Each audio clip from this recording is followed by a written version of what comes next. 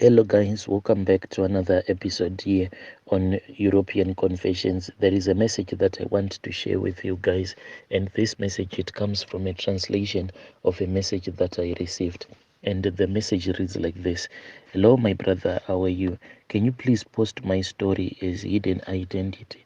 My story, my brother, it is quite a very painful one, and I think that from birth, like my mom used to say when she was still alive, there were some things like evil things that were done to me so that I can never achieve anything in life. Growing up, I just thought that since my parents were so poor, maybe they just wanted to blame our relatives, those ones that had a little bit of money and others that were really wealthy, like ultra wealthy, yet they are our relatives. But now that I am all grown up, I can agree that indeed when I was born, there was something that was done to me. The only thing that I had when my father and my mother were still alive, whenever they would start talking about this issue, they used to say that one of my father's elder brother, he had gone to their father's grave, and from there on, he then went and he bought the preparation that he came and gave it to my mom as a gift. So the clothes that I started wearing from a very young age. Already, those clothes they had been mixed up with soil from the grave. So they used to complain that that is where the bad luck was coming from, because I was said to be someone who was born with a gift, like I was the one who was supposed to take my father and my mother out of poverty, but I was made to wear clothes that had been mixed with the soil that had been taken from my grandfather's grave, meaning that instead of my ancestors blessing me, then it meant that my ancestors will be cursing me for the rest of my life. I have tried, my brother, to pray so that I can chase away my ancestors, but I have reached a point whereby now I ask myself several questions like, how can I ever chase away my ancestors, yet the same blood that used to follow in their body is the same blood that is now flowing in my own body? I have tried praying, but it is not working at all. There was one pastor who said that I had to disconnect myself from my ancestors. From there on, when I tried to disconnect from my ancestors, I started to have very weird dream, and in my dreams I was always around dead people. And from there on, I stopped that prayer. Then things returned back to normal, but not like normal whereby now I am receiving gifts or anything, just normal, not having those strange dreams. Right now, the situation that I am facing, my brother, is that after high school, this was after our parents had passed away.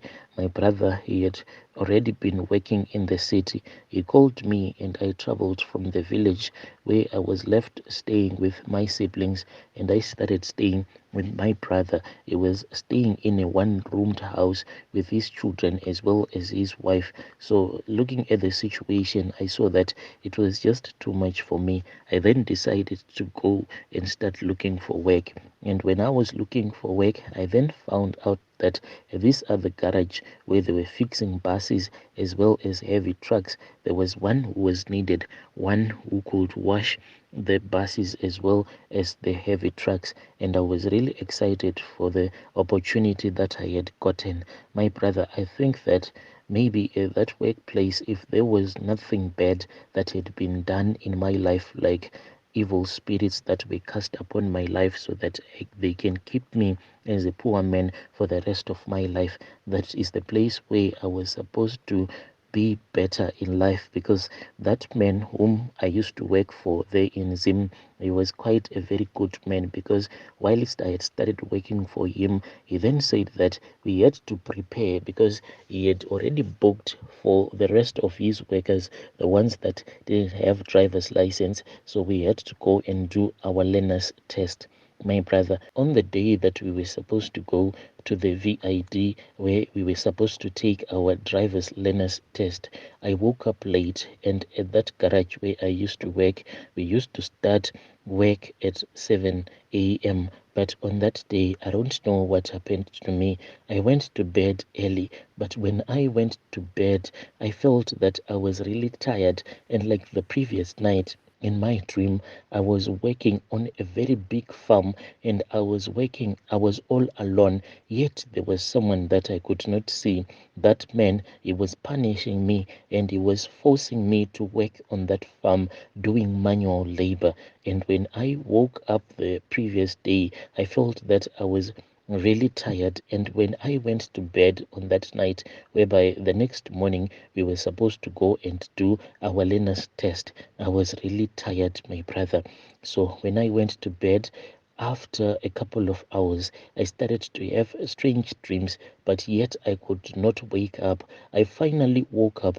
This was somewhere around 11 p.m. And I then stayed awake for a very long time because I was afraid of the sleep paralysis that had attacked me the previous hours when I had gone to bed. So I think that I went to bed somewhere around 1 a.m. And from there on, my brother, I only woke up when it was 9:30 in the morning, and already people, I knew that they had been taken by our boss so that they can go to that testing center so that they can write their driver's learner's test.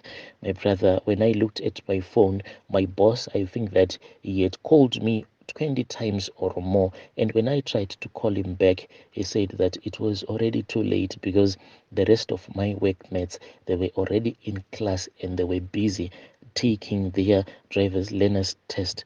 And when they came back to the garage, everyone had his own driver's learner's certificate with them. As for me, I think that my boss, he just thought that I didn't want to have a driver's license. From there on, he kept on. From there on, all the guys that went to get their driver's learner's test, they kept on progressing in life. Some of them, they became truck drivers. Some of them, they became mechanics. But as for me, I then stopped working, yet I didn't have anything. From there on, I had raised enough money. I said, since my life is not progressing here in Zim, let me try to go to South Africa. I think this decision that I had taken, that I should go to South Africa, it was one of the worst decisions that I have ever taken in my life because of the things that ended up happening to me. I went to South Africa without knowing anyone. I started sleeping at the taxi rank. Well, at least I was sleeping at that taxi rank. That was when one day I was speaking with this other man. He asked me where I was from, and I told him. I said that he was willing to speak with his boss, who has a lot of taxis, and if I wanted, I could work for his boss. That was how I started working for this other man who had a lot of taxis. Whilst I was now working for that man, my brother, he said that I was supposed to stay with him at his house, like in town. It was a very beautiful townhouse. I started working for them as their gardener. But the funny thing that he said is that from the very first day that he took me to his beautiful house, he said, if you find anything that does not belong to you in my yard, do not pick it up. So I just thought that, yes, taking something that does not belong to you, it amounts to you stealing. I kept on working for that man. But what started happening is that when I'll be busy, like mowing the lawn or just taking care of the flowers, then I would find out that in this other flower bed, there was always a bunch of money. This money was always bundled up, and it was brand new 200 rands not. Sometimes the bundle will be only 15 rand. The bundle will be something like 15 rand not only, and it was always new money. That was when I said that is the reason as to why this man had said that I should never pick up anything that does not belong to me. But how come that this money, sometimes when I would calculate that money by just looking at it, maybe it will be somewhere around 200k or more than 200k. So who in their right mind will ever leave 200k just lying there in the flower bed? As time went on, my brother, one day, it was during the summer, it was in October, and it was very hot on that day. So I was just feeling lazy, and there was no one at that house. They had gone on their vacation. They used to go on vacation in October or in November. Then by December, they will be resting at their house. So I was all alone with the maid, who was a South African. So when I was just walking around playing with my phone, because at that house there was Wi-Fi, so I was busy just playing around with my phone. That was when I heard a sound, and you know the sound of a snake that it makes. You can never mistake it for any other animal. I heard that this was a snake. I then looked for something because I wanted to kill that snake. So I rushed to the tool shed, and the only thing that I could find, there was this other big metallic rake that we would use whenever we wanted to mix concrete and things like that. That is what I took. I wanted to hit that snake, but standing at a distance, I didn't want to get bitten by that snake. My brother, when I followed the sound of that snake that it was making, I then found out that it was inside this other flower bed, and what it was doing, it shocked me, my brother, because I saw that this snake, it was vomiting money. This money, as it would be, this snake, as it would be vomiting the money, then it was like there was someone else who was bundling up that money that it was vomiting. This snake was just vomiting the money all over the place. So when I saw everything that I had seen, the snake then stopped vomiting the money. Then it looked at me. From there on, when I woke up, I was in a traditional healer's house. We were speaking in isiZulu, and I could not understand it properly. I stayed at that traditional healer's place, I think, for something like a month. After I was all healed, that was when they told me that I had lost my mind and they had tried to get me sorted out.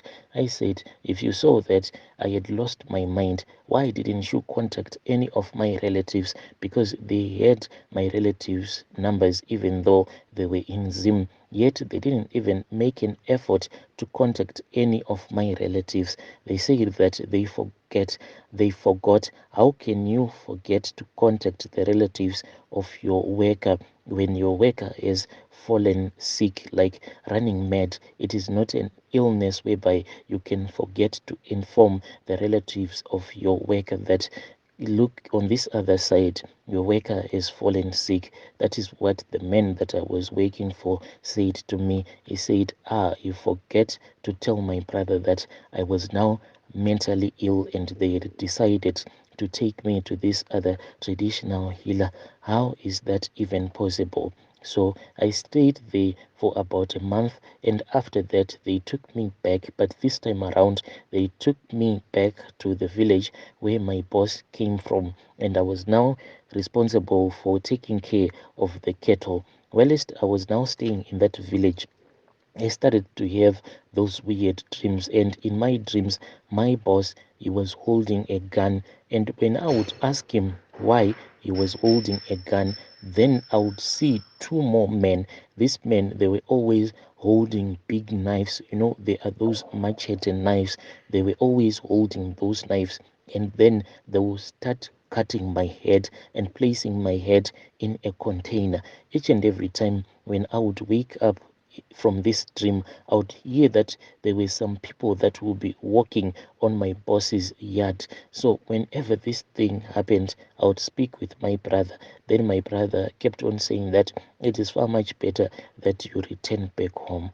I returned back home from South Africa without having anything.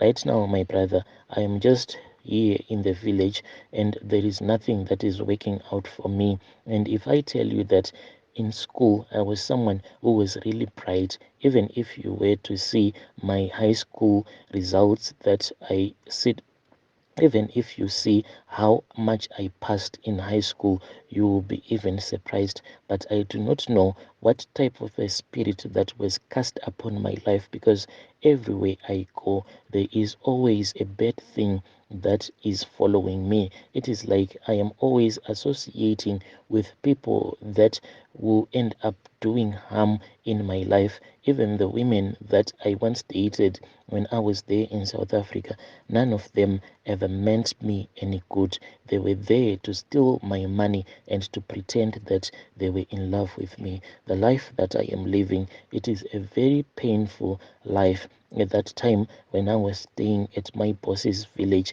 there was this other guy as well. He was from Zim. I found him there in the village. He was herding cattle for this other old man. And the funny thing is that whenever I would try to tell him my story, like what I saw my boss's stake vomiting money, it was like there was something that would come and it would hold my mouth shut so that I could not speak. This thing, it happened to me whilst I was there in South Africa.